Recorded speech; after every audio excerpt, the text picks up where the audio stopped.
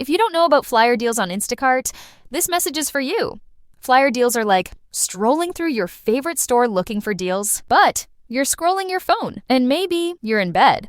Because getting delivery doesn't mean you have to miss deals like you'd get at the store, like the one creamer that doesn't make your stomach hurt, or the pasta sauce you can't not buy when it's on sale. So download the Instacart app, shop flyers, and never miss a deal on one of your favorites. Plus, get delivery in as fast as 30 minutes. Blog Talk Radio.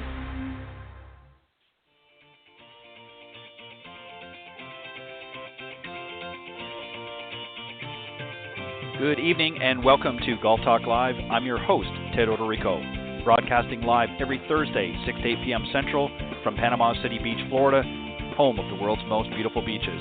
I want to take this opportunity to thank everyone for joining me on my weekly broadcast. Every week, I'll feature some of the best instructors, coaches, authors, and entrepreneurs in the golf business today. I begin with a great discussion on Coach's Corner, followed by an insightful interview with my special guest. So let's get started by introducing tonight's Coach's Corner panel.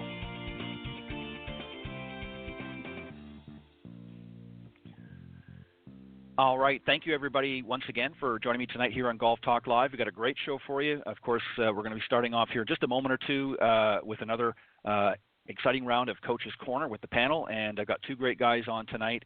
And a little bit later on, I'm going to be joined by a good friend and very frequent guest on the show over the last several years, Brett Cohen. He's the founder of the New York or NY Golf Fitness Guru. He's also a golf fitness instructor and Fitness Over 50 authority. So he's going to be joining me on the second half and following the Coach's Corner panel. But let me just remind everybody, of course, we are live every Thursday evening from 6 to 8 p.m. Central here on blogtalkradio.com network. And for some reason, if you can't join us live, not to worry. You can just visit that link anytime and just scroll down to the on-demand section and listen to whatever show, whether this show or any of the previously aired shows that you may have missed. So they're all going to be there. You can check them out. And at the end of the show, I will play during the outro. You'll get some other great ways that you can tune into the broadcast as well. Also want to offer a special thank you to, once again, this evening's sponsor of the Coach's Corner panel, golfswing.com.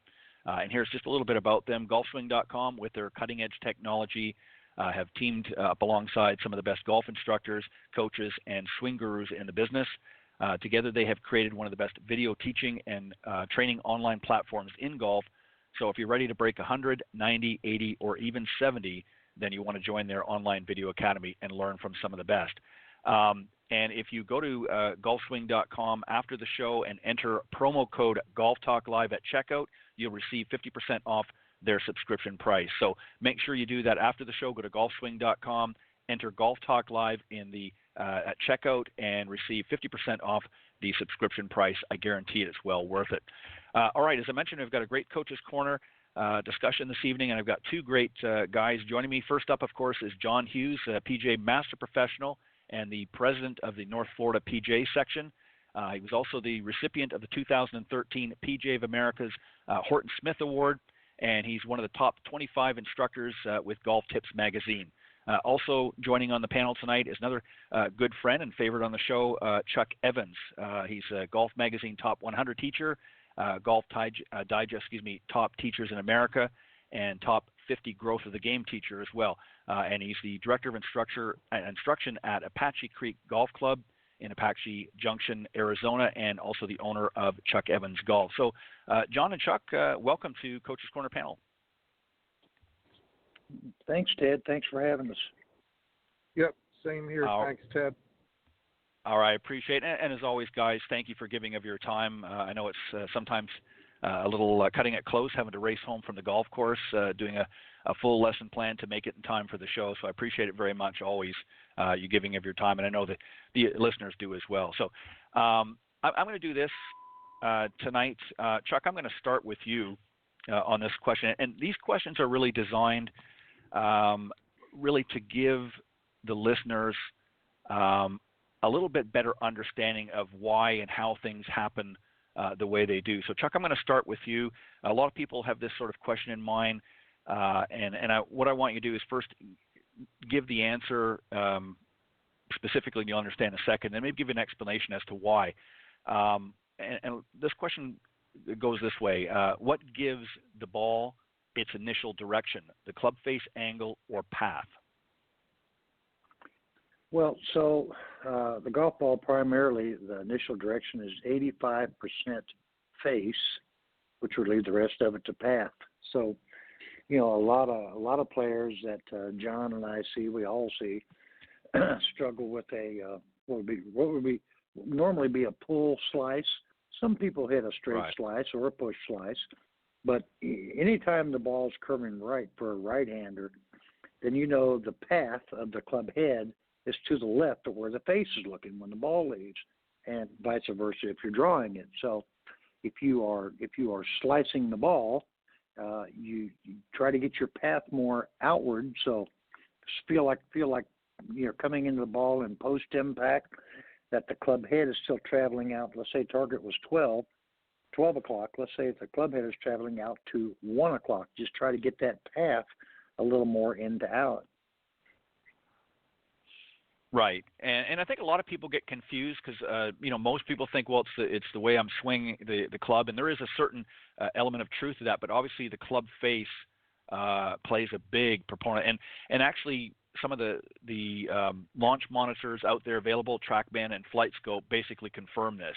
And a lot of pros, of course, think that the swing path determines the starting line, and often it is the case in golf instruction. But also there are a lot of pros that look at things a little bit differently as well, and it really depends on who you ask. But the truth of the matter is, the club face basically dictates the primary direction or angle, if you will, that the initial direction, if you will, that the club or the ball is traveling. So, and a lot of people don't understand that, and I think, it's kind of like that cause and effect. When you understand what happens as a result of certain factors like club face and swing path and things like that, then it's easier, I think, for most of our club golfers out there to be able to correct a lot of those things. When they understand why things go the way they do, it's easier for them to make those corrections and adjustments as they go along. Great answer, and thank you for expressing that out. John, I'm going to go to you with something a little bit different. If a golfer wants to hit a big draw, is he going to move or shift, if you will, his weight further forward at impact or further back? And if so, whichever way you're going to go, why?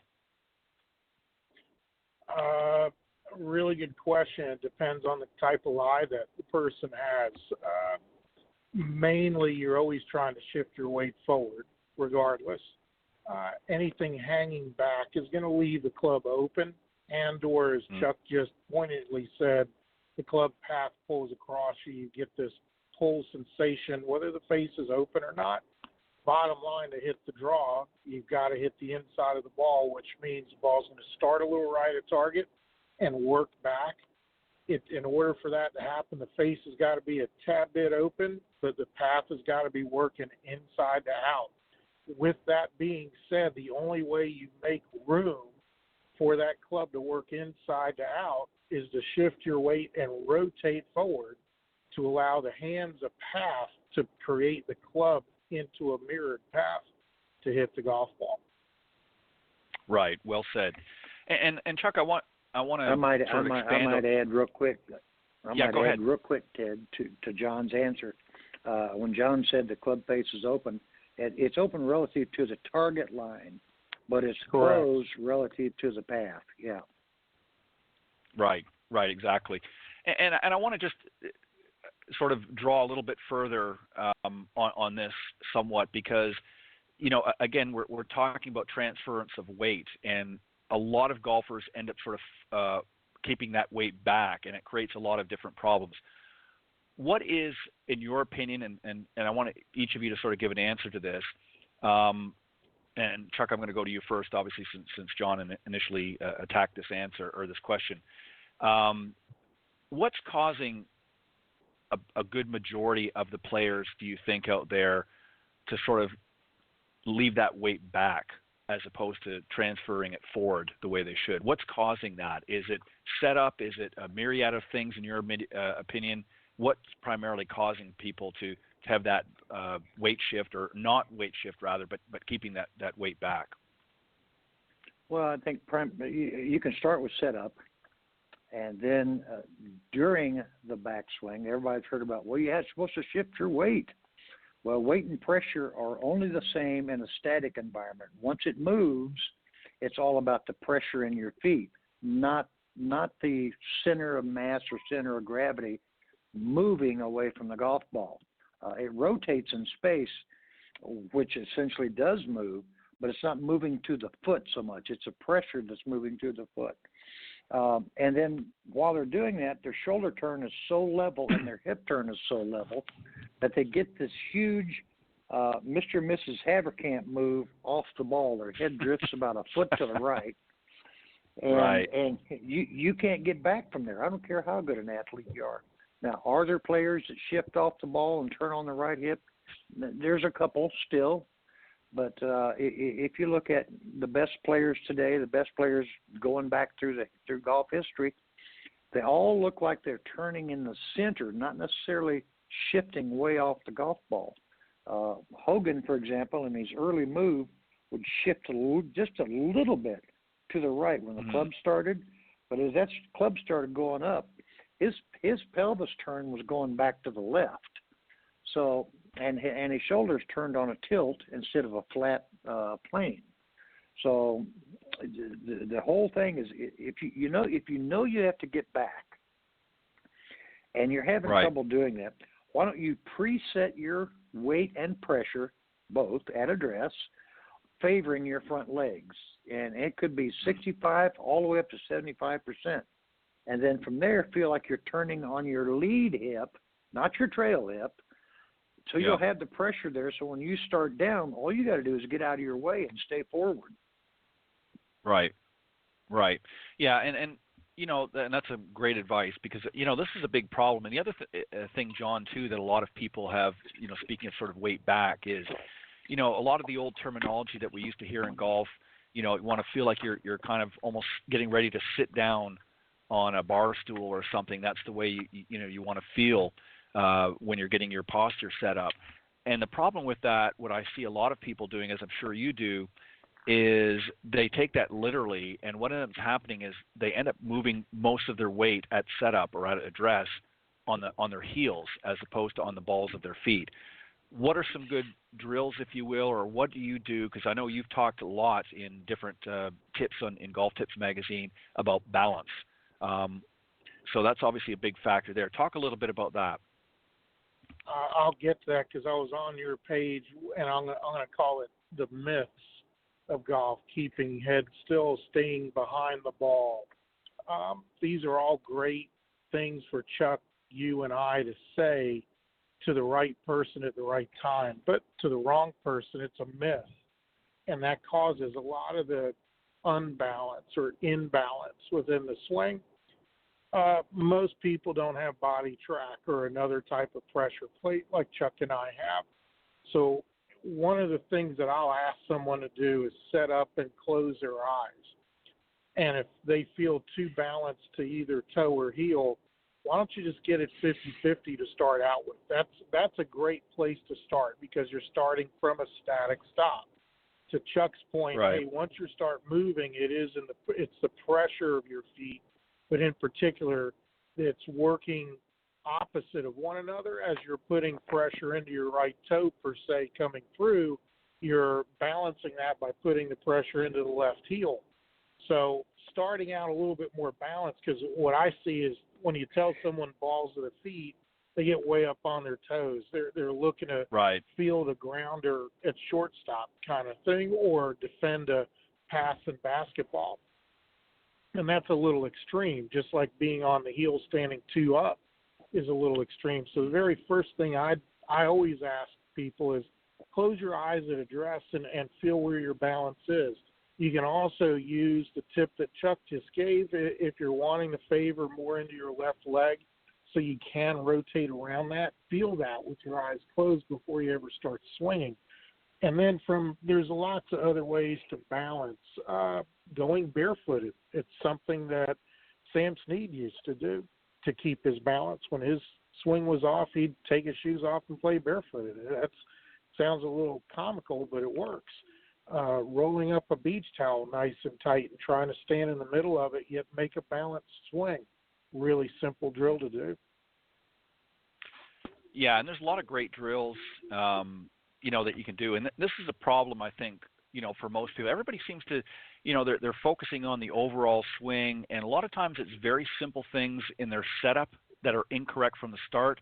And as you both know, and I know with instruction, that if things are not set up correctly, then it leads to potentially, now some people, have an ability to redirect, if you will, and can compensate a little bit. And some of the pros that, like Jim Furyk as an example, is able to reroute the club and so forth. But he arrives at impact the same as his other fellow pros.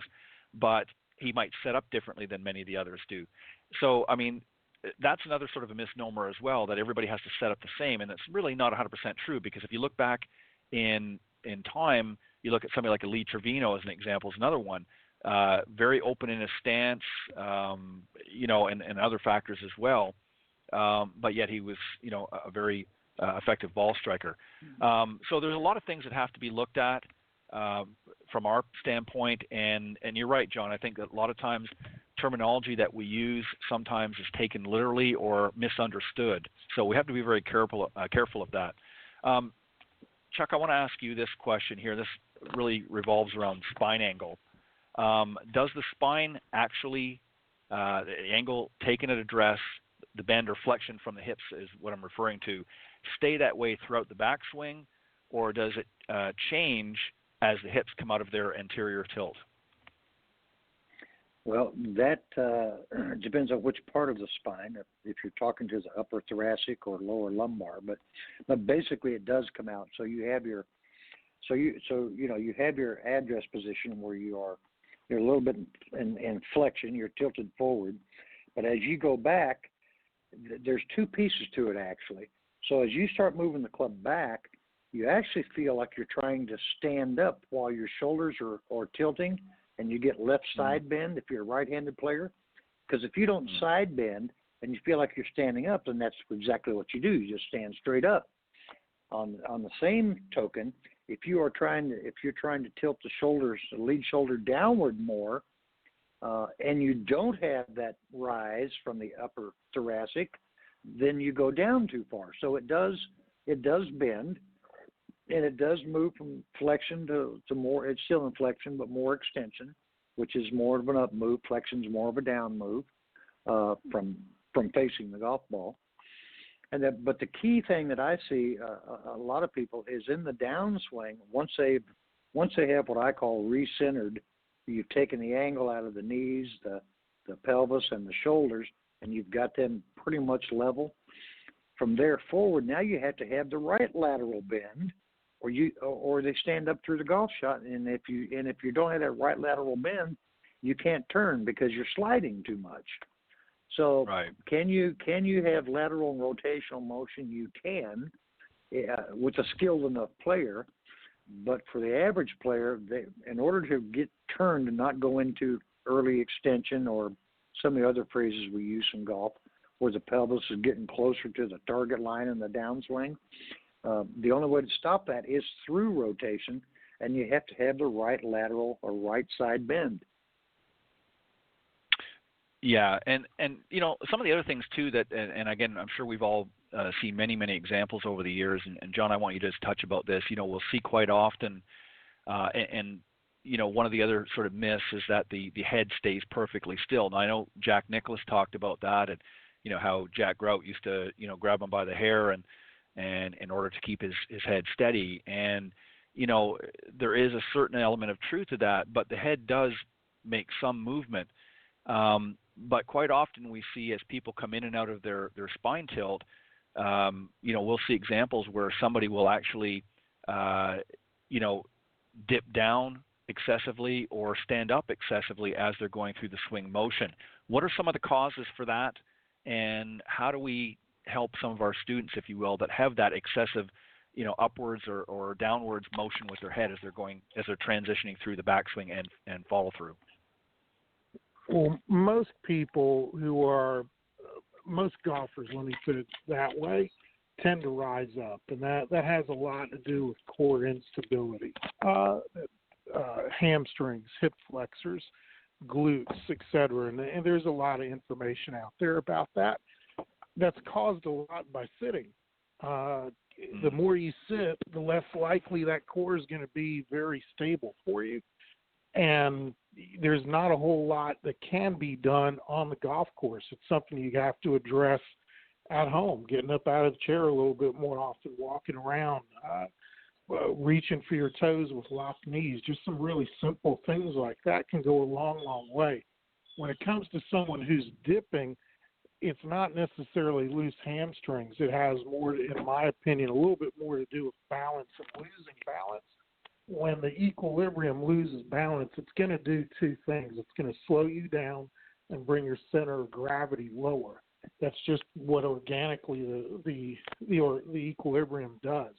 So if you're not in control of this, say like a Rory McIlroy who comes down 2 to 4 inches with every shot, that's done more in the legs. Again, back to Chuck's mention of pressure in the feet. If you're dipping down, you're losing balance somewhere at the top of your swing. It's not necessarily an overswing. Maybe you're out of sync with your swing. Maybe the tempo is too fast or too slow. But we're looking at things that can steady your core, to Chuck's point, to allow that right side tilt to create some rotation. Yeah, right. And it's interesting because, when you watch so many different players, whether it be on the PGA or the LPGA Tour, it doesn't matter which tour you watch. Obviously, in today's game, we're seeing more and more similarities in how the players not only address the ball, but how they attack the ball, if you will.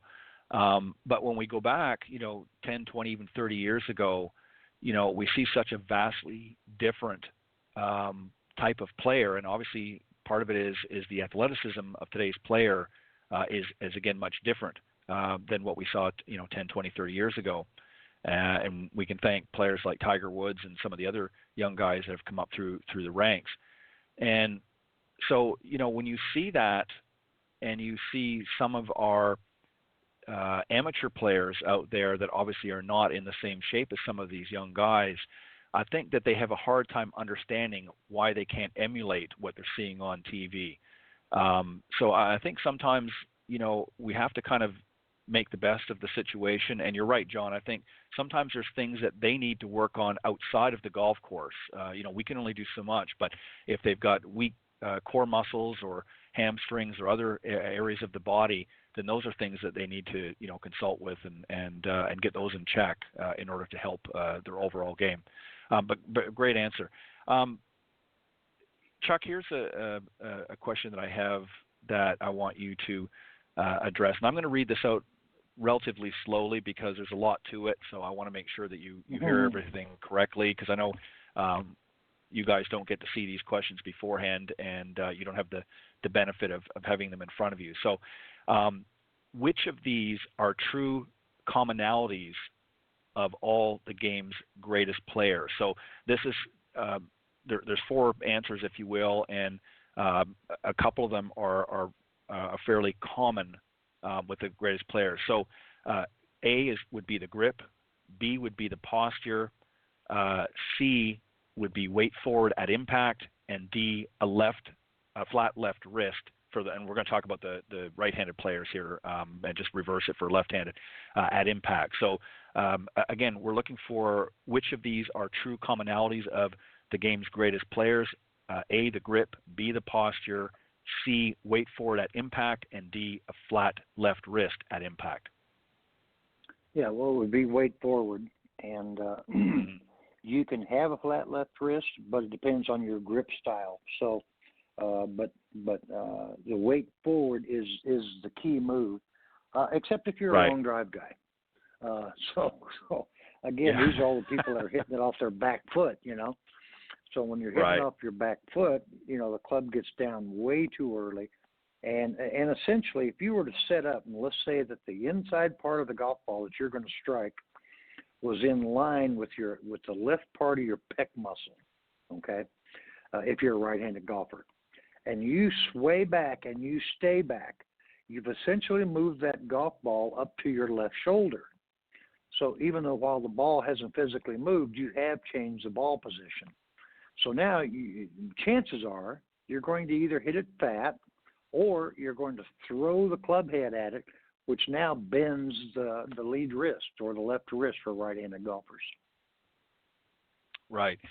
Well, and it's interesting that you say that, and you're exactly right. C and D, having the weight forward and obviously a flat wrist at impact are the two commonalities that many great players have, and it's just for that because, you know, many of the, as I just mentioned a few moments ago, many of the great players that we've seen over the years have played with grips and postures that are completely across the board. You know, I gave a couple examples, Jim Furyk and Lee Trevino as an example.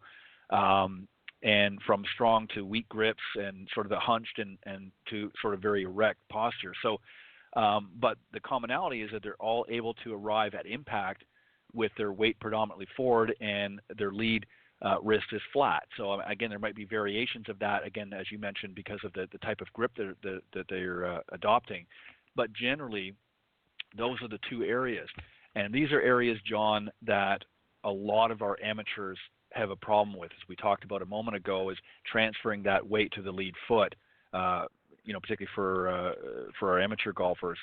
And you know, having that sort of flatter left wrist, again, for right-handed players, being their lead hand, is something that they seem to have a problem with. So is there anything that you do in your instruction or your teaching to help people sort of adopt both of those principles?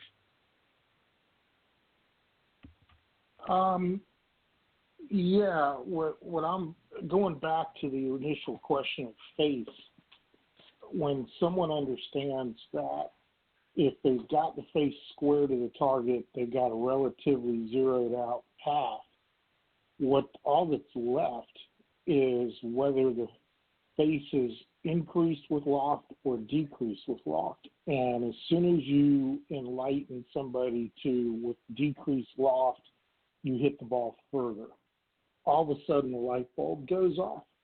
So a lot of the things I'll do is explain that, show that. I will pull out Flight Scope on occasion and demonstrate that. But the real key to the instruction part is having someone feel the difference when we're talking about left wrist flat or bowed versus it's already been released, and they see the relative effect that it takes to the club when it comes to loft. All of a sudden, most of my students, as soon as they see that, they go overboard with it, and they'll start shanking it a little bit because they're trying to really hold off on the release. So if that's something that someone listening is struggling with, calm your nerves down first, calm your swing down second, and start working with big chip shots. If you can set up normally like a normal swing, but make the swing of a big chip shot, basically what you're doing is creating forward shaft lean, which in turn reduces the loft of the club. And you'll start feeling this not only off the golf club, but you'll start feeling that left wrist. I use the term solid. If I've found with amateur golfers that if you use too descriptive a term, they may go extreme to the opposite end in an effort, in an attempt to get it there. The more solid that, the more likely you're going to de-loft the club at impact, which all the world's best do, and that's why they hit it the extreme lengths that they do on TV. It's a really simple drill. It brings you right back to square one. It's a drill that years ago, before digital technology, I'd get on the phone with tour players and I'd ask them, what are your pitch and chip shots telling you? Let's get back to that. And most of the time, they could work some things out from a distance. Really, really simple thing to feel what you just described. Right. You know, well said. Thank you. You know, another area too, and John, I'm going to come back to you. I know that you just gave a a good answer here, but take a deep breath. I'm coming back to you, and then Chuck, I'm going to ask you something a little differently. This is talking again about club face, but at impact again. To square the club face at impact, a golfer should A, feel a conscious release of the club through a rolling and rotation of the wrists and forearms, or B, a passive wrists and forearms to hold the club square to the arc the club is swinging on. So in other words, should they be consciously releasing the club through rolling and rotation of the wrists and forearms, or should it be more passive, being B, wrists and forearms, and holding that club face square to the arc the club is swinging on? What are your thoughts there, John? Well, my first thought is, and Chuck, tell me if I'm wrong, I feel like Alex Trebek is making sure we're going to beat the guy with $500,000. To me, that's a double-edged sword, Ted, and here's why. Someone who doesn't know how to release it, I am going to tell them to be conscious of rolling the wrist, releasing everything, right, rotating the forearms, rotating from the shoulders. Someone who overdoes that, I'm going to go the opposite direction. The other thing that you described, hey, let's be passive. Let's try. I use the term wow. Let's wait on the shot. You don't have to be so anxious to hit the shot. Let's wait on it. Let's feel that impact. Let's drown in the pleasant feeling of what that is. It can go either way based on the particular golfer.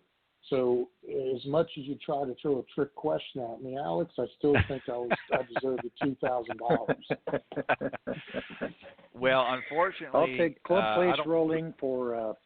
I'll take club face rolling for 1,000, Ted. Excuse me. Unfortunately, I don't make as much as Alex Trebek, so I can't help you out there. But obviously, predominantly the answer would be, in most cases, would be B. But you're exactly right. I would disagree with that singular answer, because you're exactly right, John. I think, and I'm sure Chuck would agree, that, here's the thing. This is one of the problems, and one of the reasons I wanted to talk about some of these things tonight is I wanted to better explain a little bit, if you will, some of the common things that we as instructors see with our players, and help, hopefully, the listeners understand that, yes, there are some general truths, if you will, in the golf swing, and the way that we address and adopt certain aspects of it. But at the same time, there has to be a certain amount of flexibility, because, as you pointed out, John, there are some players out there that may have a difficulty with that rotation coming through. And a lot of times what they do is they hold that club off, and then ultimately, the face remains open, and we know what happens there. So I think you're exactly right. I think both are true depending on the circumstances and depending on the player. So you're exactly right. And, if things progress in the next little while, I'll put a check in the mail to you. How's that? But Chuck, I want to ask you a similar question as well. And again, this will be for all the marbles, if you will. During a backswing, and again, we're talking about right-handed golfers. Again, we're talking about the flex. A golfer's right knee should lessen its flex, not lock, but definitely decrease flex to allow the hips to turn completely on a tilted angle. Is this true or false, do you think? No, it's true. It's and what happens is there's a timing sequence for it. Let's say that you're turning your hips, the shoulders on a tilted plane, which you do because that's how we play golf, right? Right. So as you're going back, you're going to lose some of the flex in your trail knee, but at the same time, that the amount that you're losing in the trail knee, you have to have the same amount of more flex in your lead knee to offset that. Because if you just lose the flex in your trail knee without your lead knee changing, you're going to get a lot taller. So those Right. degrees, so those degrees have to match, and if they don't match, and then they have to match again coming down. So you never want to stand up, turn, and try to lock your knee. Losing Right. flex in the knee allows the hip girdle to turn on a slant, as well as the shoulders, or the chest. But if I'm losing, let's just say an example. Let's just say that I lose 10 degrees, which is not a lot. Let's say I lose 10 in my right leg going back. I have to add 10 to the left. Otherwise, I would just stand straight up. Right. So Right, everything has exactly. to match up. So they're equal and opposite. So for everything you do going back, you have to make the same amount with your trail side. You have to make the same amount with your lead side, or it throws all your symmetry and geometry off.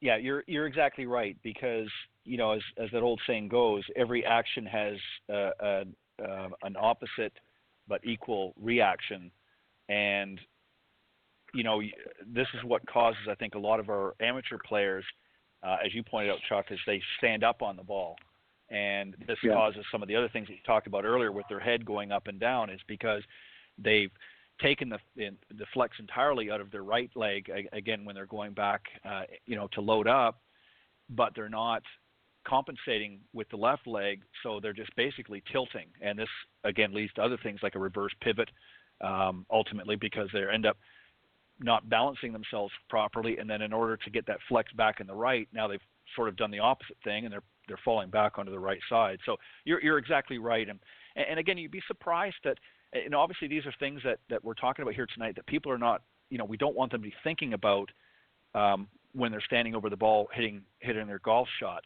but these are things that they need to understand when they're working, particularly in their practice sessions, as to why things happen the way they do and why it's necessary for them to happen that, in that order and so forth. Because otherwise, if they don't understand why things happen, then you can tell them until the cows come home. But if they don't truly understand and get it, then they're not likely going to implement the things that they need to in order to execute, the proper golf swing. Well, and it all goes back to you have to prioritize things. So if you're not hitting the ball solid, path and face really don't make much difference. Okay. Right. So hit the ball solid first. Once you're hitting it solid, then work on path and face, and then finally add the speed. So speed does you no good if you're topping or chunking every single shot. Speed does you no good if you can't control the path and the face. Okay, so the first thing is you got to hit it solid. Second thing, work on path and face, which is start line curvatures. And then the third thing is generate enough speed to play from the tees that you've chosen to play. Right, exactly. Well said. John, another area too is the center of the golfer's hips. Need to be in front of the golf ball, and this is assuming a standard baseline ball position at impact. Is this a true or false statement, and if so, why? It's true. Again, it goes back to the rotation and tilt that Chuck was talking about earlier. If it stays stationary, you would have to be swinging on just one, maybe two planes, but because of the flexion forward, there's multiple planes, multiple levers here, and for the hips to remain dead solid centered, it means you're going to throw the club out at some point, and the rotation isn't going to be as effective. So yes, that hip girdle is going to move a little forward, not a lot. It's not going to sway, it's not going to slide forward, but it will within the rotation in a two-dimensional image and with 3D motion technology. It does move forward just a little bit. It's interesting because, you both have pointed this out tonight about really kind of slowing things down in the golf swing, especially when you're practicing, because your body will naturally move in a certain way.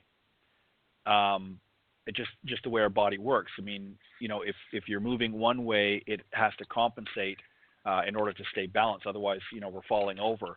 And when we just walk normally, we put one foot in front of the other. But for every step that we take, our body has to adapt and adjust in order to maintain that, because we don't have four legs like animals do. So on our two legs, we have to do that. And it's the same thing with the golf swing, is there's actions and reactions to different things that we do. And more often than not, people go under the assumption that they have to swing, until they're literally coming out of their golf shoes in order to make the golf ball travel further. We know as professionals that that's not true. Good solid contact, Chuck, as you talked about, and just getting into the proper sequence and rhythm can accomplish that. Now, obviously, there are things that you can do to increase the speed and so forth to get greater distance. But generally, you can hit the golf ball a pretty good ways by just swinging naturally. So I think that if our amateurs that are listening to the show tonight, if you just kind of slow things down, go out in the practice tee, out in the driving range, whether it's with your teaching pro or on your own, and just sort of slow things down a little bit, and you'll naturally feel, and a lot of people suggest this, close your eyes.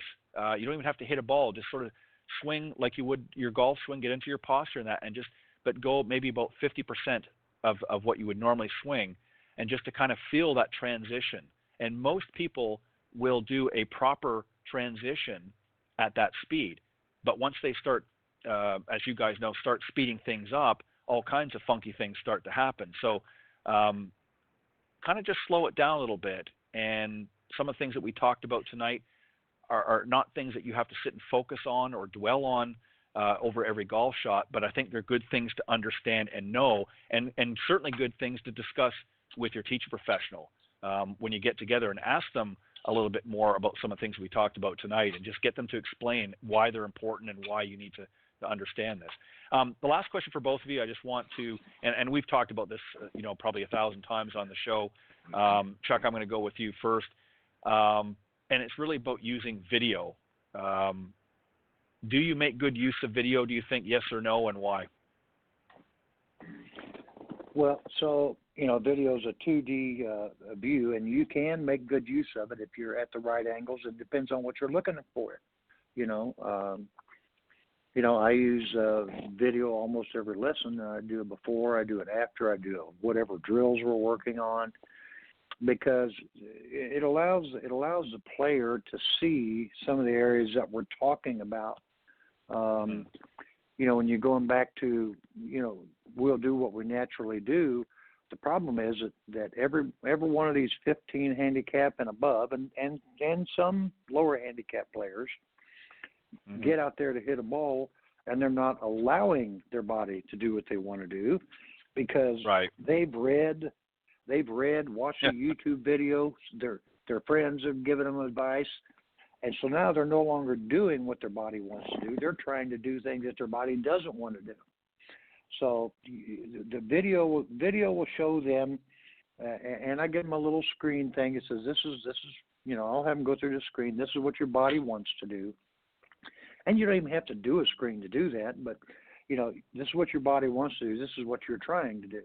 So as soon as we put it in what their body really wants to do, then things start happening, and a big reason that, and go back to the flat lead wrist, or, I'd rather call it a lead arm club shaft in line. The reason that it doesn't do that most of the time is there's not enough upper body rotation to get the hands forward enough to do that. So there's what's called lag, and then there's called false lag. Well, false lag is me trying to create it, and real lag is me generating the rotations necessary to do it. Yeah, and the other thing too, and this goes back to, John, some of the things that the, myths that we've heard. We've always heard this, some of these expressions like swing the handle, and once you get loaded up correctly, you can pull down on that handle as hard as you want. But what ultimately ends up happening with a lot of players is they, again, take that literally, and they don't understand the concept. And what they end up doing is their body gets so far out forward, and that club is lagging, as you said, Chuck, false lag, it's lagging so far behind that the club face can't catch up. and ultimately they end up blocking it or big old slice. John, what about you for video? I mean, I know you use video as well. I've seen you with the camera there and on some of your posts, so I know you use that. What are you looking for when you're using that? Why do you adopt that? Well, like Chuck, it's to confirm is the term I would use. We're all somewhat visual, and as our society is evolving, we're becoming more and more visual. So from a two-dimensional look, so long as the angles are correct for what you're trying to confirm to the student, so they can see, hey, this is what I do or this is what I don't do, then you're good. And that's how I try to use it. One of the things we all did, I'm going to call us all early adapters, was to try to show the average person to, say, a tour pro. That's still valid if and only if you're trying to show a particular subject matter, not necessarily trying to compare a golfer to a golfer. And we all fell into that. I like to use video where I'm comparing the golfer to him or herself, to along the lines of what Chuck says, hey, this is what you can do if you make certain setup situations different. If you improve a certain thing in your swing, this is what you're capable of doing. I've always equated video to a doctor's x-ray, and I can I was counting last month how many times I've had to go under the knife orthopedically, and you don't want to know the number. And I cannot remember one orthopedic surgeon explaining to me with an x-ray all the different dissections and everything else. They take a wax pencil, circle it, hey, this is what's going on, this is what's broken, we're going to go in and fix it this way. And then they bring a model out and show me how they're going to do it. And I think when it comes to using video correctly, it all starts with, like Chuck said, when I ran the golf schools, it was all about having the proper angles, and it had to be a consistent angle for everybody, regardless of the location or the instructor. So we're all sort of on the same page, so a customer wouldn't go off the deep end because one instructor said one thing and another instructor said the other. And we're now in a YouTube age where that is very prevalent. So I'd guard against that if you're a consumer. Be careful of the angles that you're seeing. Be careful of what you're hearing from a dissectional standpoint of view. Use YouTube, use video with your instructor more for comparison and confirmation. And I think if you're using it that way, it's a much more healthy way to use it. You're going to get better benefit out of it. Yeah, it's definitely a great tool to use from an instructor standpoint as well as the students. Obviously, the student can benefit, but from the instructor standpoint, I mean, it gives us an idea to look at, what the student is doing, how they're moving throughout the golf swing, and we can pinpoint specific areas that are not, for lack of better terms, functioning correctly. One thing that I've like to do in the past, I don't do it as much now, but what I used to do a lot of times, because obviously once you bring out the video camera and you start doing that, especially newer students tend to be a little bit nervous and they tense up and so forth. So a lot of times what I would do is, before I actually met with my student is, I would always have them warm up a little bit on their own and I'll meet you at such and such a time and so forth. And a lot of times I would videotape them without them even knowing. And it was amazing how naturally fluid their golf swings were when they were just sort of on their own, hitting some warm-up shots and things like that. They were going through their routines. They were very relaxed, very calm. But as soon as they knew that the camera was on and, I brought it out and we started hooking everything up, suddenly what they were seeing at what I would call the before and after were modestly, or not modestly, but in many cases quite different.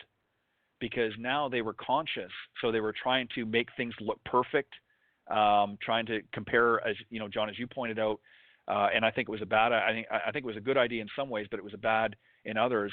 Comparing against a tour swing, because now they see a Nick Faldo or they see a different player, and now they're trying to mimic instead of actually letting their body naturally move the way it's meant to be, because not everybody's body the same.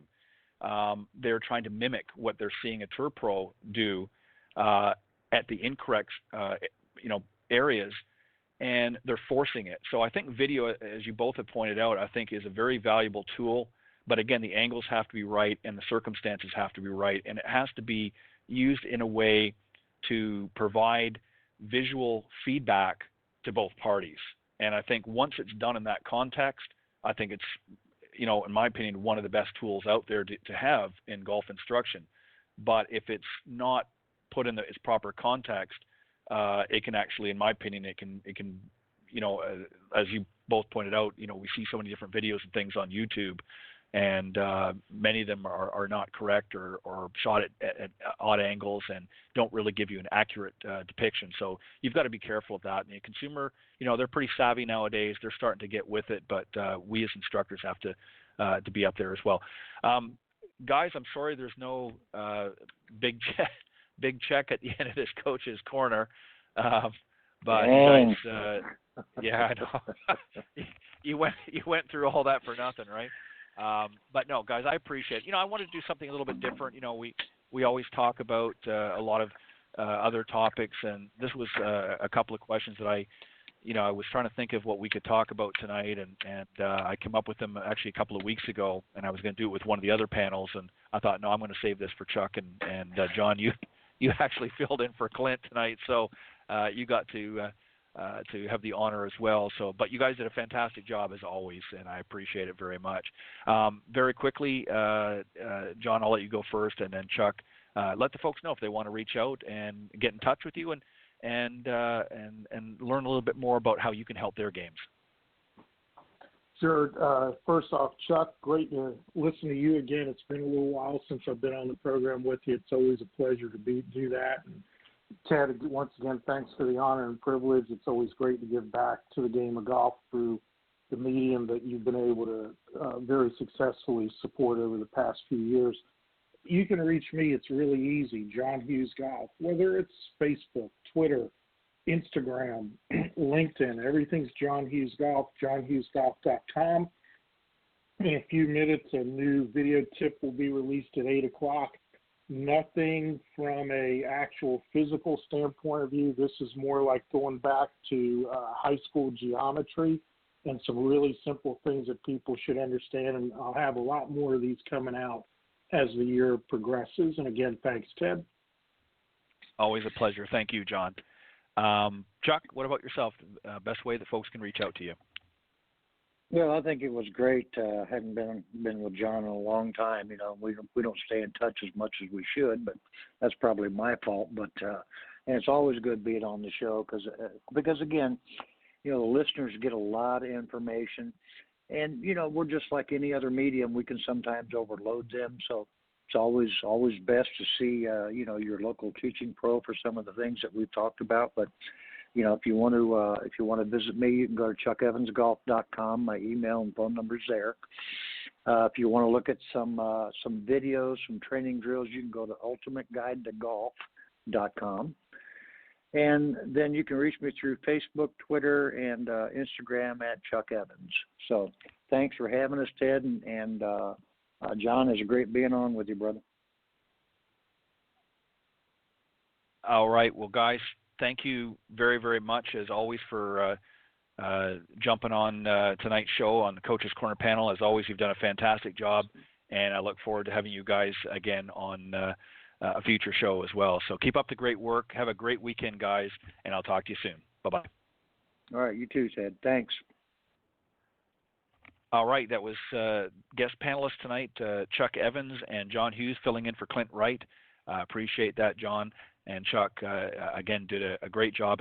And just very quickly before I move on, as Chuck was sort of wrapping up there, he made really sort of reinforced the point that I was talking about.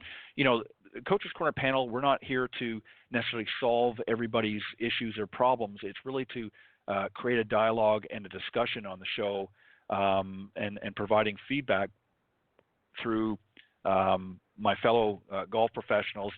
And we want you to at least give pause or thought, if you will, in some of the things that we talk about on the show, And these are things that you can take up and talk to your instructor about and your coach that you may be working with, or if you're not, then you may want to reach out to some of the folks that I have here on the show. I mean, I literally have golf instructors and coaches from all over the United States here, so there's no excuse. If there's somebody, that's maybe in your area, feel free to reach out to me here on the show, and I will do my best to put you in touch with them.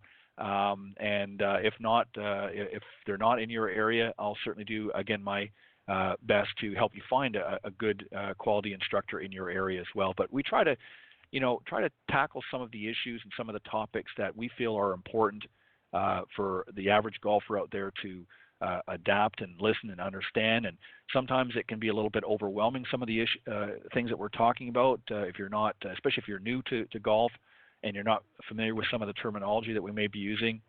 And, we all have certainly a similar mindset, if you will, but sometimes we'll even disagree a little bit or have maybe a different take on some of the discussion. So I hope you'll continue to keep listening to not only Golf Talk Live, but particularly the Coach's Corner segment, because I think you'll find that many of the professionals that are on the show each and every week on the Coach's Corner panel are really among some of the best in the golf industry anywhere in the world. So I thank you for all your continued listenership, and I hope that you'll continue to tune in. All right. Again, I want to give a thanks to the guys, but also to the sponsor of the Coach's Corner panel, golfswing.com. Here's a brief clip. Are you finally ready to improve your golf game? Golfswing.com is changing the way golfers learn online. With the largest collection of golf training programs and drills on the planet, Golfswing.com can help you improve every part of your game. Whether you want to gain more distance, hit it closer, or just sink more putts, Golfswing.com's staff of world-class coaches can help you gain the results you need. Watch unlimited videos on any device from anywhere in the world and start playing better, scoring lower, having more fun, and saving money. Get your fix on demand at Golfswing.com. All right, and for those of you just tuning in, golfswing.com, of course, is the sponsor of the Coach's Corner panel, which you just listened to, or maybe you didn't hear it. You can hear the recorded version a little bit later on. I'll tell you once again how to do that. But if you go to, after the end of the show, if you go to golfswing.com, and if you subscribe to their website, it's got some phenomenal video instruction there from some of the best golf instructors literally around that you can find. If you enter the promo code at checkout, Golf Talk Live, again, it can be in caps, lowercase, it doesn't matter. Just enter Golf Talk Live, and you will get 50% off the subscription price. So go to golfswing.com at the end of the show and join their subscription-based website and learn from some of the best video instructors out there. Literally thousands of great instructors, thousands of videos from some of the instructors on there, and just enter promo code Golf Talk Live and get 50% off the subscription price. All right, my next guest tonight has been on the show many, many times. He's been on for a little while. He's been pretty busy. We're going to catch up a little bit, and then I know he's got something very interesting that he wants to talk about here tonight. And, of course, I'm talking about Brett Cohen. He is the golf fitness instructor and Fitness Over 50 authority and founder of NY Golf Fitness Guru. He has been in the fitness industry for well over 17 years. He specializes in working with golfers and individuals over 50, and is the only trainer in New York to hold 2 golf fitness certifications, the Titleist Performance Institute, or TPI for short, and Czech Institute, as well as 2 fitness certifications specializing in the mature population, Functional Aging Institute and National Academy of Sports Medicine Senior Fitness Specialist. So please welcome my very special guest tonight back to the show, Brett Cohen. Brett, good evening. Welcome. Hi, Ted. Thanks for having me. Good to be back on again. Yeah, it's been a little while, and I know we got a lot to talk about, so I know we can't talk too much personal right now because we got a lot to unpack on the show. But you recently moved, from what I remember on social media and that. So you've got a new location. Is that correct? I'm in a new location. Happy to be here. Still organizing and putting things away, but it's all good. Yeah. It's been a crazy summer. Still some unpacking and whatnot. Yeah.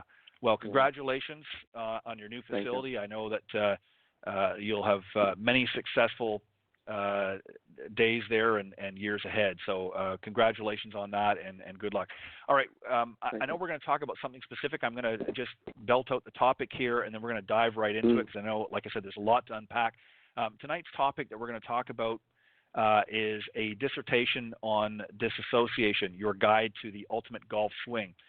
So I know that you specialize in fitness, and you're going to talk a little bit about really how a lot of what you've just put into these articles, these are actually based on a couple of articles that you put up on your website. We'll talk about that at the end of the show, give you an opportunity to do that. But what made you pick this topic, Brett?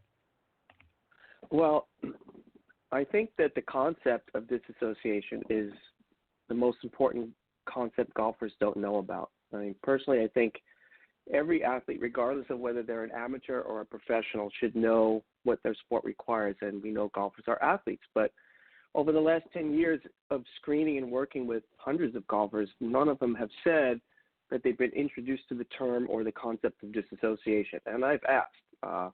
They said they just don't hear that terminology either in a golf lesson or in the golf world.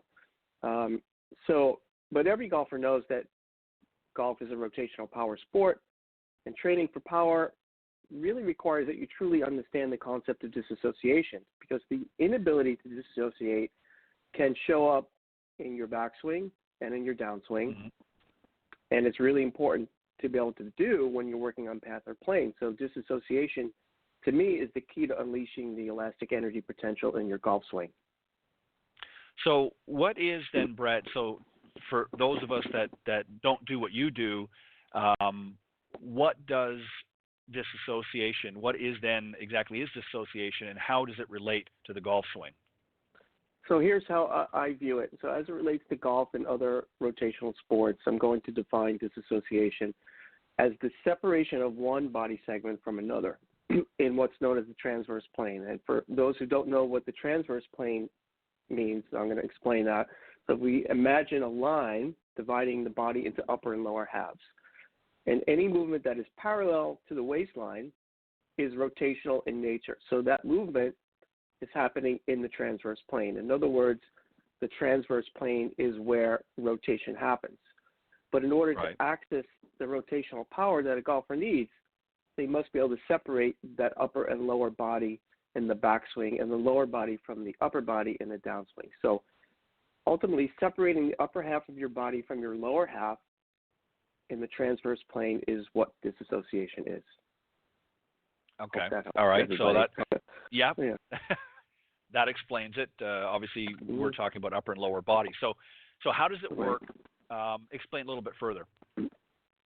Well, in rotational sports, we have what's known as a loading phase and an unloading phase. For golfers, that's going to be the backswing and the downswing. So for golfers, the loading phase begins when the hands start to move away from the target line on their way to the top of the backswing.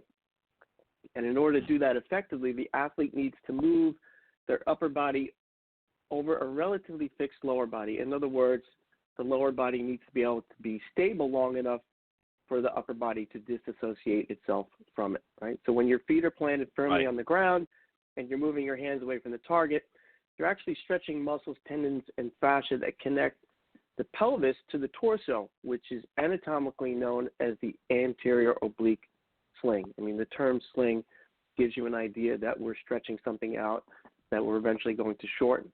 So by taking the elastic components of those muscles, tendons, and fascia and stretching them, and then we're going to immediately, after stretching them, contract and shorten that elastic energy back towards the target to propel the torso, lead, shoulder, arm, and club into the golf ball.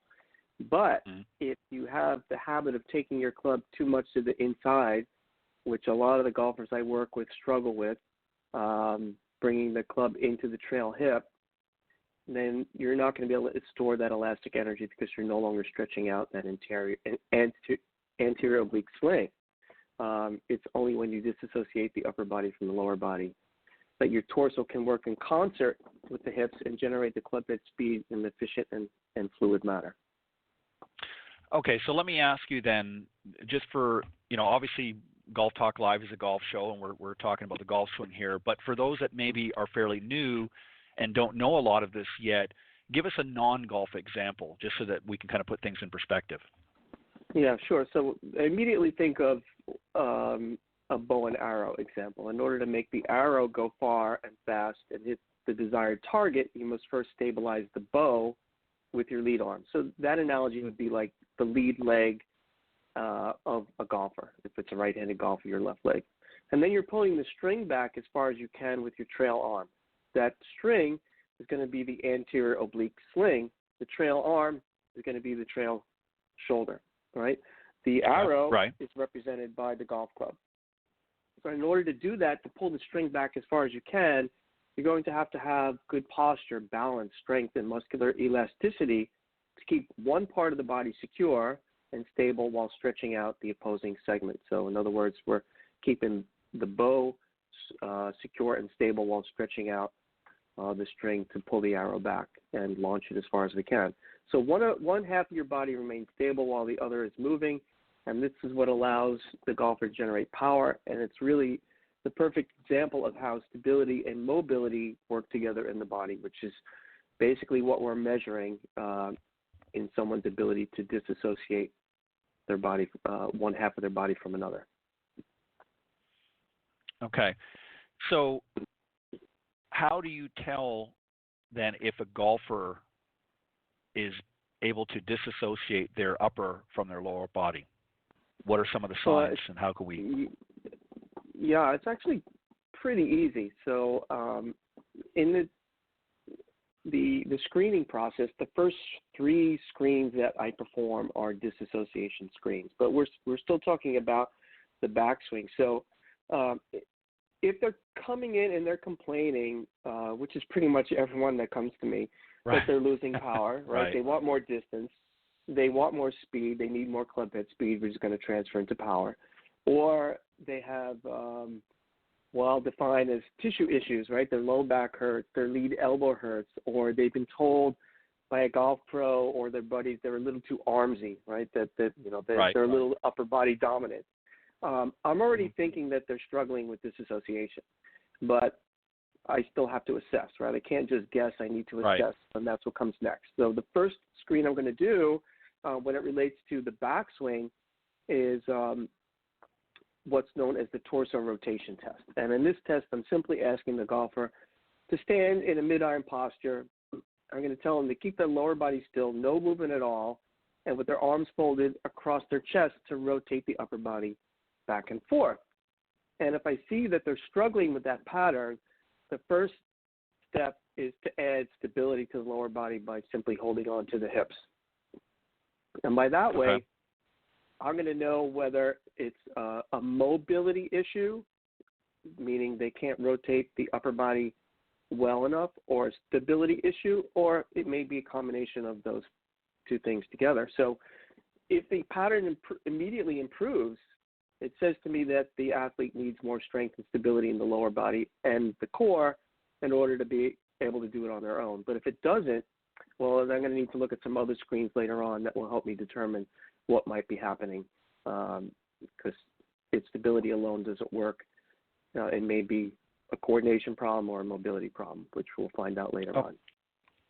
Okay, so you're obviously going to look at some other things as well. So what might be some other things that you're going to look at?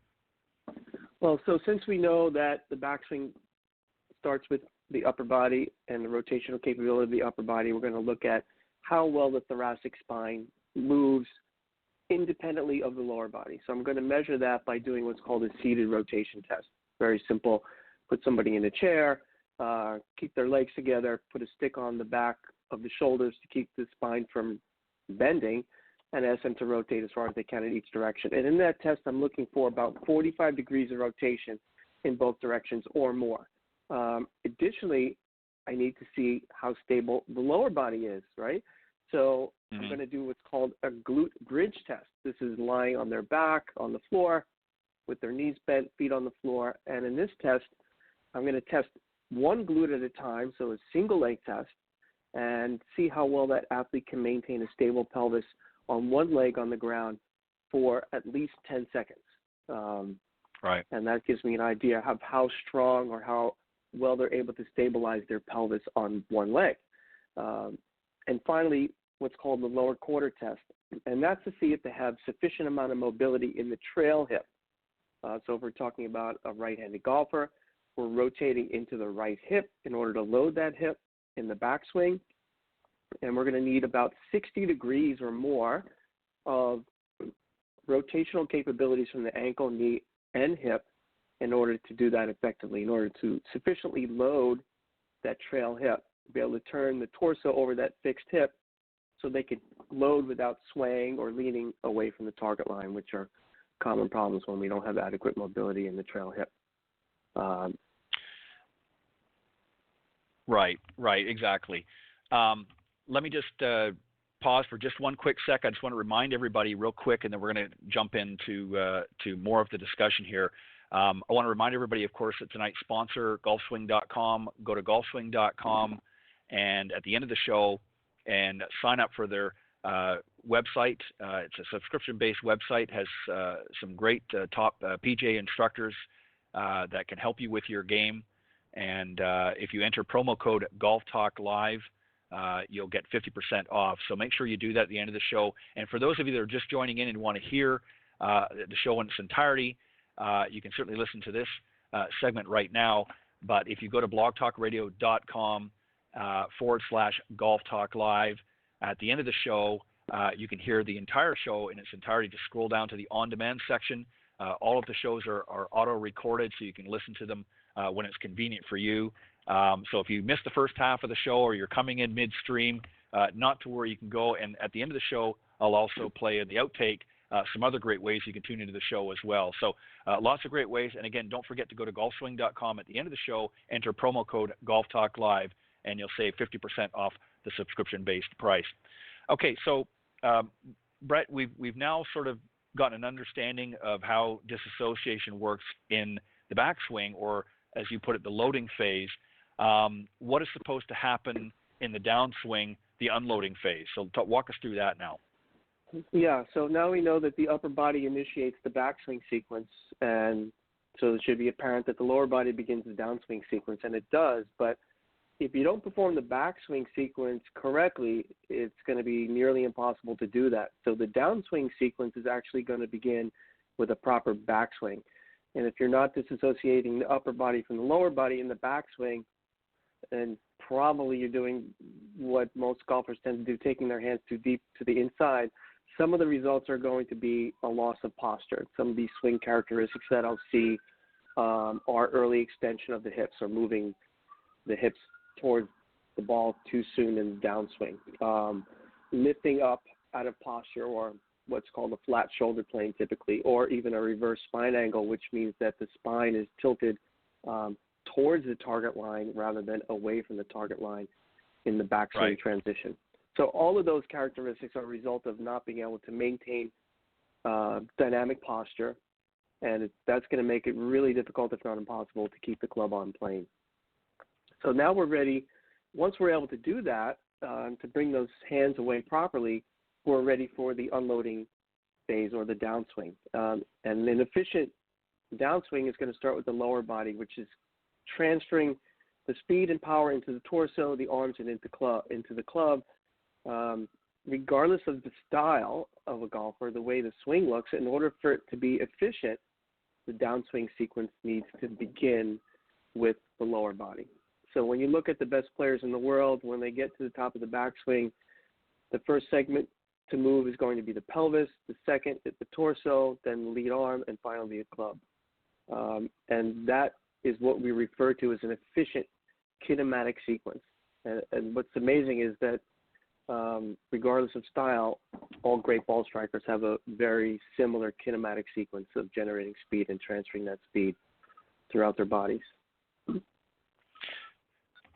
Yeah, and you know, you're exactly right. You know, we talked about earlier on the Coach's Corner, you know, we talked about how a lot of, you know, golfers, you know, from the past had very different looking setups, even swings, but there were all certain commonalities that they had, and they had that disassociation, if you will, upper body from lower body. They might have done things in a little different fashion. They may have had their body opened or closed in relationship to their target line, again, in order to compensate for certain things, but they still had unique features that were common amongst all of the top players. So very interesting what we're talking about here, because I think a lot of people, much like earlier in the discussion tonight, there's a lot of things that our golfers don't really understand. And obviously we're not trying to cram everything in there, but we're just trying to make them aware and be conscious of things. And there's, obviously individuals like yourself and obviously teaching pros in the golf swing that they can talk about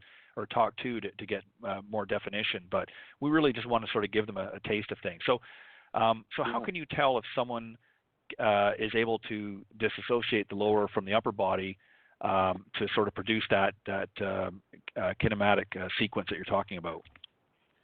All right, so the first thing I'm going to look for is their static posture at address. That's really the first thing I ask a golfer to do at the beginning of our assessment process, is to show me what their address posture looks like.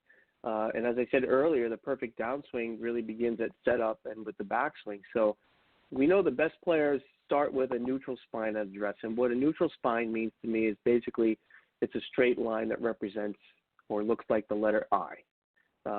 That I spine or straight spine gives you the best opportunity to rotate the torso efficiently without a loss of posture.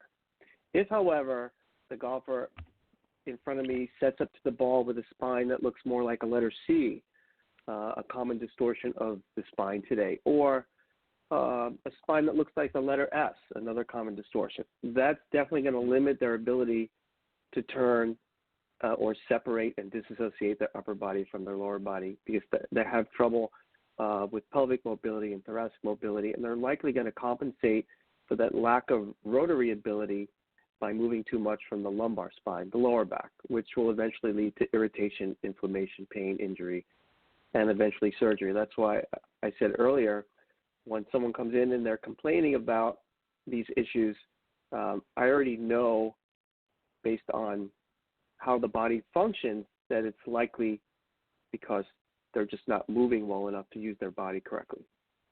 So that I spine just really at setup affords us the best opportunity to disassociate the upper from the lower, take the club away without losing your original postural lines. And then once you get your arms to the top, we know that the downswing sequence is going to start with the lower body. So the first screen I'm looking for, once I establish their posture, is the pelvic tilt test. And this pelvic tilt is a great way to test for overall mobility of the hips, the lumbar spine, the lower back again, their ability to control the position of the pelvis throughout the swing. So the ability to move and control the position of the pelvis is critical for optimal power transfer from the lower body into the upper body during the golf swing. In the pelvic tilt test, I'm simply going to ask the golfer to keep their upper body from moving, keep it completely still, and arch and flatten their lower back, right? If they have difficulty with this, then I'm holding on to the shoulders to see if the added stability to the upper body will help them to disassociate the lower body from the upper body. It's a critical skill because if the player cannot separate or disassociate their upper body from their lower body, they might just stand up or move their lower body too soon in the downswing transition because they just don't have the ability to control their pelvis. Let me just ask you a quick question before we move on, just on that note there. Again, if people lack certain flexibility in parts of their body, then if I understand what we're talking about here, then they're going to compensate by doing things that are not normally within the normal body movement. So in other words, like you said, they're going to stand up because they're obviously what they're doing is creating some form of discomfort, correct?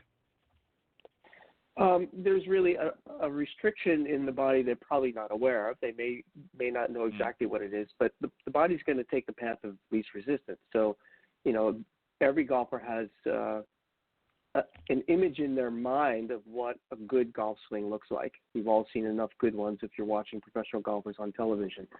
But it's very difficult for an amateur without those physical prerequisites that I mentioned earlier: flexibility, mobility, stability, balance, coordination, to be able to replicate the same movements that they see professional golfers perform.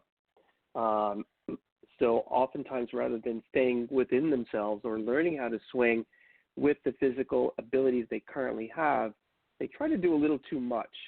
And that's where they're going to lose posture if they don't have the ability to do the things that I'm talking about, to rotate around their trail hip, to separate their lower body from their upper body, both in the backswing and the downswing, to rotate their spine adequately. There may be deficiencies in any one or more of those areas, and that's going to change the way their body moves. And limit the way their body moves, yeah. Right. Okay. So so we can continue on. You were talking about the pelvic tilt test and some of the issues there. So give us an example, if you will, how this works in the golf swing, so that people can better understand. Right. So remember, I said earlier that the better player will start with an I spine at address, and when they get to the top of the backswing, we know from 3D sensors on the body that the pelvis actually will go into a little bit of an S curve at the top of the backswing. So we'll reestablish some curve in the lower back at the top of the backswing. But what good players do is, as they move the pelvis towards the impact position, the pelvis will actually tuck under or flatten without the chest lifting up, right? So that is a posterior tilt or flattening of the pelvis is how they transfer force from the lower body to the upper body. That's why controlling pelvic tilt is so critical to speed and power. There's an example I learned and I tweaked it a little bit. So if another way to explain it that I use for my golfers, if you think of your torso as the outlet in a wall, an electrical outlet in the wall, right, and your legs are the prongs that you're going to put into that wall, which is going to complete the power connection. If you have trouble controlling your pelvis at address and in the backswing and through the follow-through, you're not putting the prongs into the wall. So there's no power connection. You are disconnecting your power source from your torso. So those golfers tend to be upper body dominant golfers, and they're not getting the most out of their swing, clearly. Okay, I got it. I got it. Now, you talked about earlier, you talked about the pelvic tilt test. What's the other test? All right, so the other test we're going to do to check a player's ability to independently rotate, independently move the lower body from the upper body is the pelvic rotation test, which is another really important skill for proper sequencing the downswing and necessary to generate good separation between the upper and lower body. This movement requires good mobility from the spine, the hips, the pelvis, along with simultaneous stability of the torso. So I'm going to ask the golfer again to keep the upper body completely still while the lower body rotates back and forth. And it's critical to watch this motion from the back. I want to make sure that the motion is rotational in nature and not side to side. There's a lot of golfers that tend to think they're rotating their pelvis, but what we actually see is a lateral motion of the pelvis and inability to separate. So if the player has difficulty with this test, once again, I'm going to hold on to the shoulders, see if the pattern improves. If it doesn't, we probably need to work on both lower body mobility as well as coordination of the movement pattern.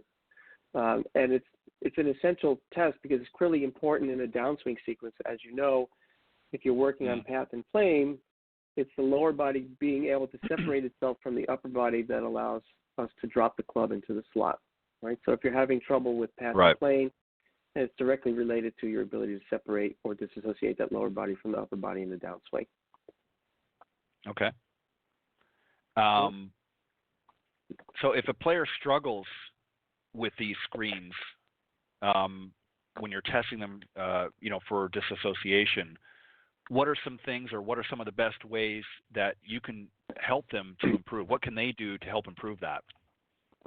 Well, so I use the term mobility and stability. So that's the two things that are working in concert with each other to allow a golfer or any other athlete to be able to separate or disassociate one segment of their body from another. So I start by working on mobility and stability. With mobility, I want to improve mobility at the joints or segments of the body where we need to have it. And those are, and this is a really important concept for golfers to understand, where they need to be able to move from. And that's the ankle, the hip, thoracic spine, the shoulder, and even the wrist. Those are all the mobile segments that are really important for a golfer.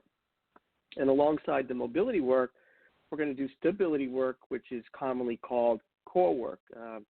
Most often when a golfer comes to me, they tell me the following two things. I need to be more flexible, and I need a stronger core. So they actually know what's missing. They just don't know how to get it. They just don't know how to fix what's broken. So ultimately, we're trying to improve upon the pattern that we're deficient in.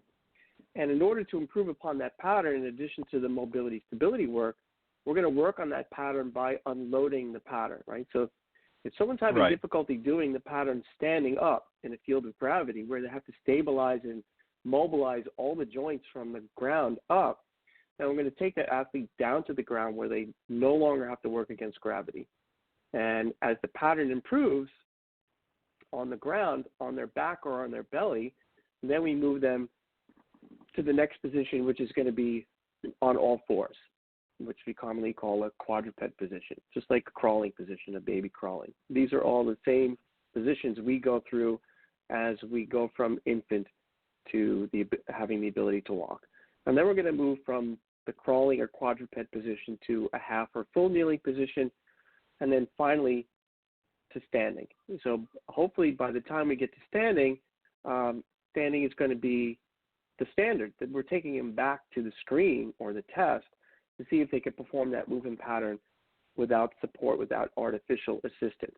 So remember, golf is a sport that's done standing. So if you can't do it standing, you can't use it in your sport. Right, exactly. And you know, it's interesting, and I know you're going to give us a bottom line, if you will, here in a second. But you know, one of the things that I think a lot of, especially as golfers age, and I know, you know, as I mentioned in the beginning when I read out your bio and that to the listeners, and I know you've been on many times before, so anybody that's listened with any regularity knows who you are. You know, you work with predominantly the 50-plus crowd, which I, of course, fall into. So as we get older, you know, obviously our bodies are changing. We've talked about that on previous shows. And what often happens, especially in the Northeast or even the Northwest, where people don't have the opportunity to play golf outside all year round, they're sitting around for 4, 5, 6 months in some cases. So their bodies are not utilizing a lot of the muscles. So is it a good idea, do you think, for golfers, even if they've been playing for many years, at the beginning of the season, before they get out and really start hitting golf balls, to maybe come to somebody like yourself and get that sort of assessment done right at the beginning of the season to see if there are any critical areas that need to be focused on before they start going out and hitting golf balls? Yeah, actually, we had a show about this.